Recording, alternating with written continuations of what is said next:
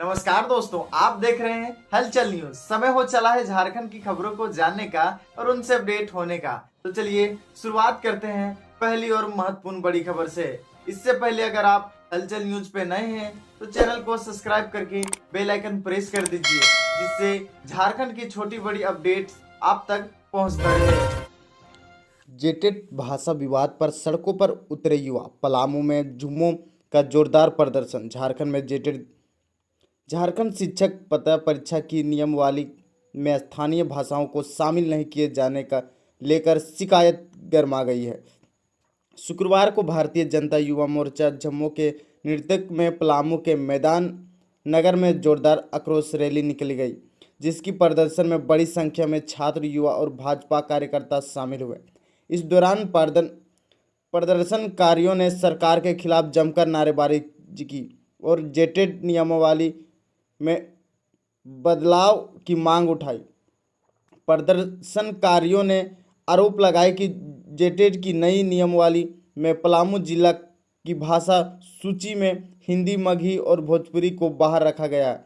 वक्ताओं ने कहा है कि इसे प्रतियोगी परीक्षाओं की तैयारी कर रहे हजारों छात्रों के साथ अन्याय हो रहा है और उनका भविष्य अंधेरे में लटक गया। भाजपा नेताओं ने मंच से कहा है कि यह हेमंत सरकार की युवा और छात्र विरोधी नीति का परिणाम है। उन्होंने चेतावनी भी दी है कि जल्दी ही भाषा सूची में संशोधन नहीं किया गया तो आंदोलन और तेज किया जाएगा। नेताओं ने कहा है कि पलामू के युवाओं को अधिकार के लिए हर स्तर पर लड़ाई लड़ी जाएगी। इस प्रदर्शन में डाल्टनगंज विधायक आलोक कुमार चौरसिया, पाके विधायक डॉक्टर शिशु भूषण मेहता, मेदिनीनगर निगम के मेयर अरुण शंकर, भाजपा जिला अध्यक्ष अमित कुमार तिवारी सहित कई वरिष्ठ नेता और कार्यकर्ता के 10 श्रद्धालु डूबे, 2 लोगों के फेफड़े में पानी भरा, रेस्क्यू कर सभी को बचाया। मध्य प्रदेश के खंडवा जिले के ओंकेश्वर में शुक्रवार को नर्मदा नदी में चट्टान से टकराव नाव पलट गई। झारखंड के रहने वाले 10 श्रद्धालु डूब गए, जिन्होंने रेस्क्यू कर बाहर निकाला गया। इनमें से 2 लोगों की हालत गंभीर है, उन्होंने सिविल अस्पताल में भर्ती करवाया गया। खंडवा एसपी मनोज कुमार राय के अनुसार यह हादसा दोपहर करीब 12 बजे हुआ। झारखंड के रांची से करीब 52 लोगों का एक यत आक्रोश दर्शन के लिए आया था। सभी श्रद्धालु अलग अलग समूह में घाटों पर घूम रहे थे। इसी दौरान 10 श्रद्धालु ब्रह्मपुरी घाट से संगम घाट की ओर जाने के लिए नाव में सवार हुए। नाव जैसे ही नवीन घाट के पास पहुंची, नदी में उभरी एक चट्टान से टकरा गई। टकराकर इतनी जोरदार थी कि नाव का लकड़ी का पहिया टूट गया। इससे नाव में तेजी से पानी भरने लगा और कुछ ही पलों में वह असंतुलित होकर पलट गई। नाव में सवार सभी लोगों नदी में गिर पड़े और डूबने लगे। हादसे के तुरंत बाद वहां घाट पर तैनात होमगार्ड जवान और स्थानीय लोगों ने मिलकर रेस्क्यू शुरू किया। सभी 10 श्रद्धालुओं को सुरक्षित बाहर निकाला गया, जिससे एक बड़ा हादसा टल गया। रेस्क्यू के दौरान 2 लोगों के फेफड़ों में पानी भर गया, जिससे उनकी हालत बिगड़ गई। उन्होंने अस्पताल में भर्ती कराया। इसी विद्यालय की 13 वर्षीय छात्र हुई गर्भवती, परिजनों ने स्कूल में किया हंगामा, डीसी ने जांच के दिए निर्देश। चतरा जिला के हंटरगंज प्रखंड के स्थित एक दिवसीय विद्यालय में पढ़ने वाली 13 वर्षीय छात्र गर्भवती हो गई। मामले की जानकारी मिलते ही छात्र के परिजन विद्यालय पहुंच गए और जमकर हंगामा किया। उन्होंने स्कूल प्रबंधक पर लापरवाही का आरोप लगाते हुए दोषियों के खिलाफ सख्त कार्रवाई की मांग की है। बताया जा रहा है कि छात्र जब घर गई तो परिजनों को उससे शरीर में बदलाव दिखा। पूछताछ के बाद छात्र के गर्भवती होने की जानकारी मिली, जिससे परिवार के लोगों का आक्रोशित होकर और स्कूल पहुंचकर जमकर हंगामा करने लगे। वही हंगामा की सूचना पर हंटरगंज थाना पुलिस मौके पर पहुंची और स्थिति को नियंत्रित करते हुए छात्र और उसके परिजनों को थाने में ले जाकर पूछताछ की। उधर इस संबंध में विद्यालय प्रबंधन का कहना है कि छात्रा नियमित रूप से स्कूल नहीं आती थी, जबकि परिजन विद्यालय प्रबंधन पर लापरवाही का आरोप लगा रहे हैं। घटना के बाद स्कूल प्रबंधन की व्यवस्था पर गंभीर सवाल उठ रहे हैं। वहीं चतरा डीसी कृतिश्री ने कहा है कि इस मामले की जांच के लिए एक कमेटी गठित की गई है, जिसमें कई प्रशासनिक अधिकारी शामिल हैं। जांच रिपोर्ट आने के बाद दोषियों पर कार्रवाई की जाएगी। फिलहाल घटना के बाद इलाके में तरह तरह की चर्चाएं हो रही है और लोगों में आक्रोश प्राप्त। छात्र अधिकार संघ समिति झारखंड प्रदेश ने राज्य सरकार से लंबित छात्रवृत्ति राशि जल्द जारी करने की मांग की है। समिति का कहना है कि राज्य में लाखों ओबीसी छात्र कॉलेजों और विश्वविद्यालयों में अध्ययन थे, लेकिन पिछले 2 साल 23-24 और 24-25 की छात्रवृत्ति अब तक नहीं मिली है। इसे लेकर छात्रों में भारी नाराजगी है और इसे सरकार की लापरवाही बताई जा रही है। आर्थिक रूप से कमजोर छात्रों को नहीं मिल रही है छात्रवृत्ति। समिति के अनुसार ओबीसी वर्ग के अधिकांश छात्र आर्थिक रूप से कमजोर, शोषित और वंचित परिवारों से आते हैं। छात्रवृत्ति उनके लिए शिक्षा जारी रखने का एकमात्र सहारा होती है, लेकिन राशि नहीं मिलने के कारण कई छात्र अपनी पढ़ाई बीच में छोड़ने को मजबूर हो जाते हैं और मजदूरी की ओर रुख कर रहे हैं।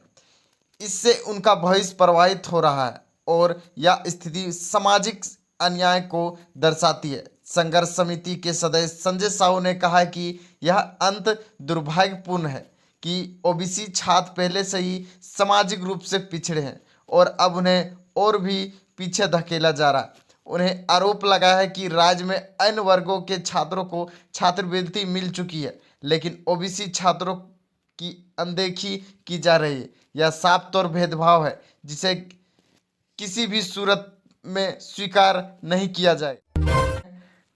खड़ा मोदा चौक पर अंतरित टेलर का कहर, एक की मौत, 4 लोग घायल। पूर्वी सिंहभूम जिले के बहरागोड़ा प्रखंड के बरसोल थाना क्षेत्र के खाड़ा मोदा चौक पर शुक्रवार की शाम एक भीषण सड़क दुर्घटना ने पूरे इलाके को दहला दिया।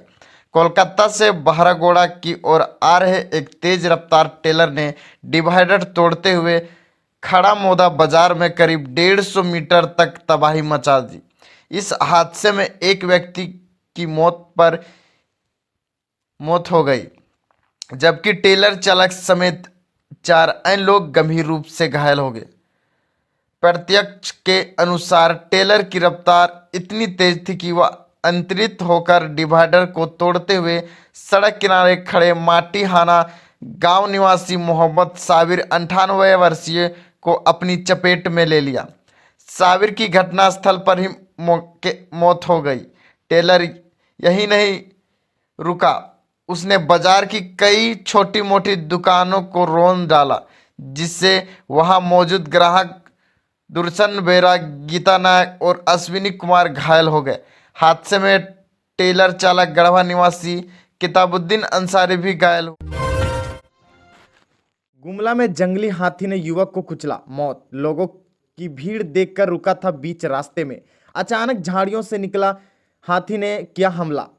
गुमला के घाघरा थाना क्षेत्र के अंदर हुरहु पतरा में शुक्रवार सुबह एक जंगली हाथी के हमले में 28 साल के युवक की मौत हो गई। मृतक की पहचान बुरहू निवासी अनूप कुमार पांडे के रूप में की गई है, जो बुरहू पावर ग्रिड के टेक्नीशियन के पद पर कार्यरत हैं।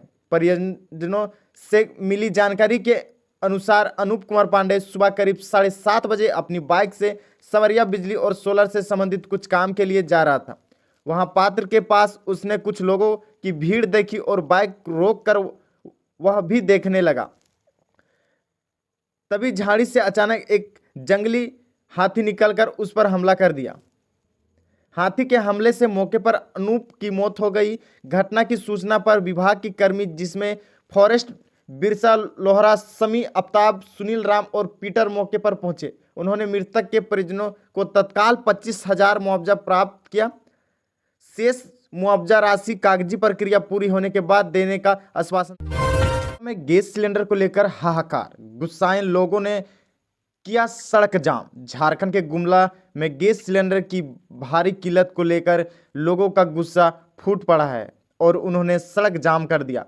सुबह से लाइन लगने के बावजूद भी गैस नहीं मिलने पर उपभोक्ताओं ने सिमडेगा गुमला मुख्य मार्ग को जाम कर विरोध प्रदर्शन किया, जिससे यातायात पूरी तरह बंदित हो गया। गुमला शहर में आज शुक्रवार को लोग सुबह 3 बजे से ही बेहरा टोली के पास गैस सिलेंडर के लिए कतार में खड़े हो गए थे।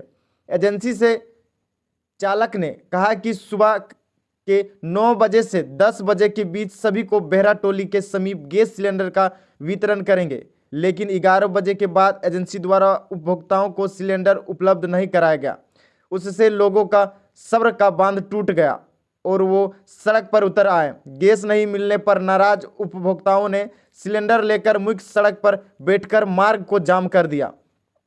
सूचना मिलते ही गुमला थाना पुलिस पहुंची और लोगों को समझाकर जाम हटाने की कोशिश की है, लेकिन लोग गैस मिलने के बाद हटने पर अड़े रहे। साथ ही गुमला के इंडियन गैस उपभोक्ताओं को सबसे ज़्यादा परेशानी का सामना करना पड़ रहा है। सड़क हादसे में डिलीवरी बॉय की मौत, आयात बस की टक्कर से गई जान।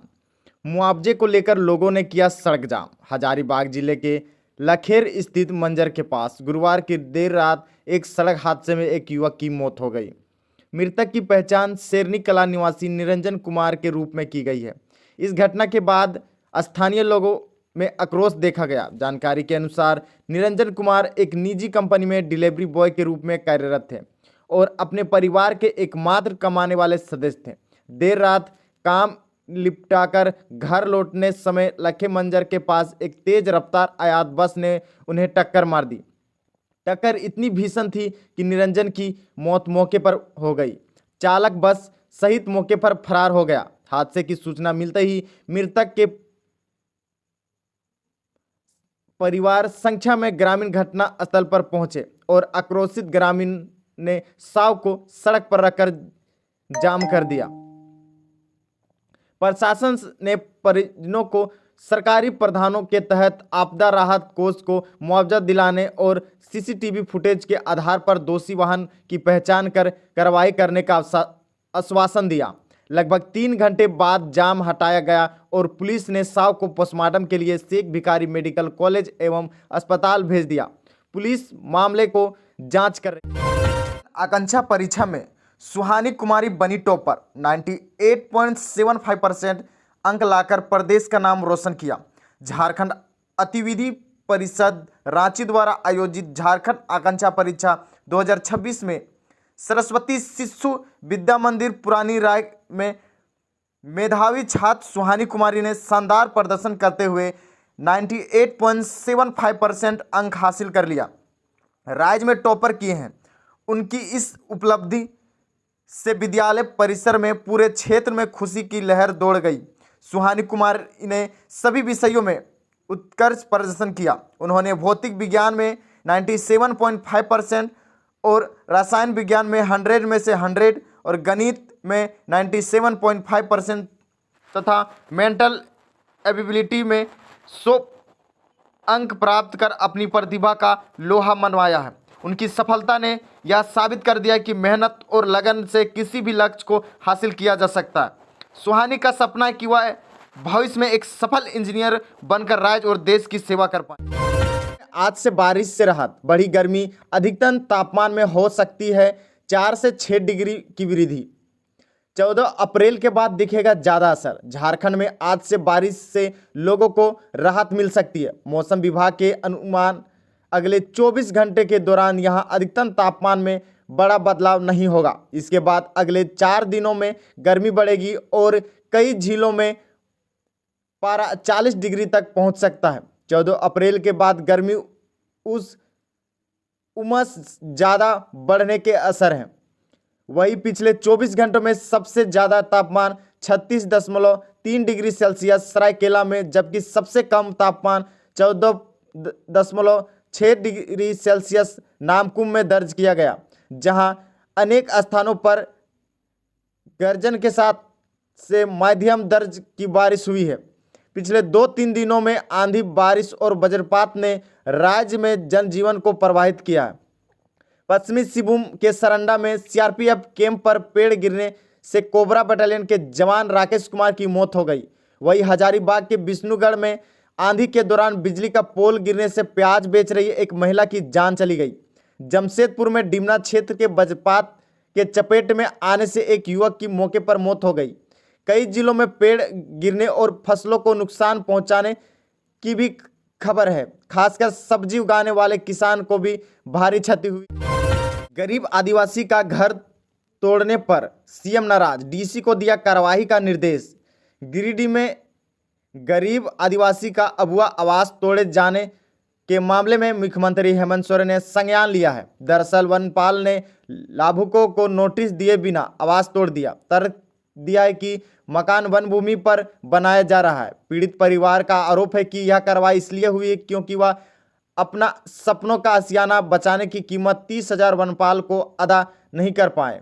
पूरी घटना गिरिडीह के ग्रांड विधानसभा क्षेत्र में सदर प्रखंड अंतर्गत बंदरका खुद पंचायत की है। दावा है कि गरीब आदिवासी परिवार का आशियाना केवल इसलिए उजाड़ दिया गया क्योंकि वह वनपाल को रिश्वत नहीं दे पाया। इस घटना पर मुख्यमंत्री हेमंत सोरेन लिया है और तुरंत गिरिडीह के उपायुक्त का निरस्त हुआ कहा है कि इस मामले की तुरंत जांच कर उचित कार्रवाई की जाए। उन्होंने स्पष्ट कहा है कि किसी का घर तोड़ना भी कीमत पर बर्दाश्त नहीं किया जाएगा और दोषियों के खिलाफ ऐसी कार्रवाई होगी जो उदाहरण बने। वही गिरिडीह के उपायुक्त ने मुख्यमंत्री को आश्वस्त किया है कि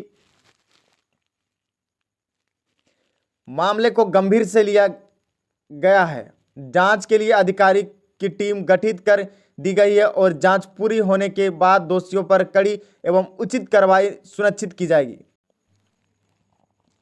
गरीब आदिवासी का घर तोड़ने पर सीएम नाराज, डीसी को दिया कार्रवाई का निर्देश। गिरिडीह में गरीब आदिवासी का अगुआ आवास तोड़े जाने के मामले में मुख्यमंत्री हेमंत सोरेन ने संज्ञान लिया है। दरअसल वनपाल ने लाभुकों को नोटिस दिए बिना आवास तोड़ दिया। तर्क दिया है कि मकान वन भूमि पर बनाया जा रहा है। पीड़ित परिवार का आरोप है कि यह कार्रवाई इसलिए हुई है क्योंकि वह अपना सपनों का आशियाना बचाने की कीमत 30,000 वनपाल को अदा नहीं कर पाए। पूरी घटना गिरिडीह के ग्रांड विधानसभा क्षेत्र में सदर प्रखंड अंतर्गत बंदरका खुद पंचायत की है। दावा है कि गरीब आदिवासी परिवार का आशियाना केवल इसलिए उजाड़ दिया गया क्योंकि वह वनपाल को रिश्वत नहीं दे पाया। इस घटना पर मुख्यमंत्री हेमंत सोरेन लिया है और तुरंत गिरिडीह के उपायुक्त का निरस्त हुआ कहा है कि इस मामले की तुरंत जांच कर उचित कार्रवाई की जाए। उन्होंने स्पष्ट कहा है कि किसी का घर तोड़ना भी कीमत पर बर्दाश्त नहीं किया जाएगा और दोषियों के खिलाफ ऐसी कार्रवाई होगी जो उदाहरण बने। वही गिरिडीह के उपायुक्त ने मुख्यमंत्री को आश्वस्त किया है कि मामले को गंभीर से लिया गया है। जांच के लिए अधिकारी की टीम गठित कर दी गई है और जांच पूरी होने के बाद दोषियों पर कड़ी एवं उचित कार्रवाई सुनिश्चित की जाएगी। सबसे बड़ी खबर सामने आ रही है। झारखंड लोक सेवा आयोग ने झारखंड पात्रता परीक्षा यानी जेटेट 2024 को लेकर पूरा शेड्यूल जारी कर दिया है।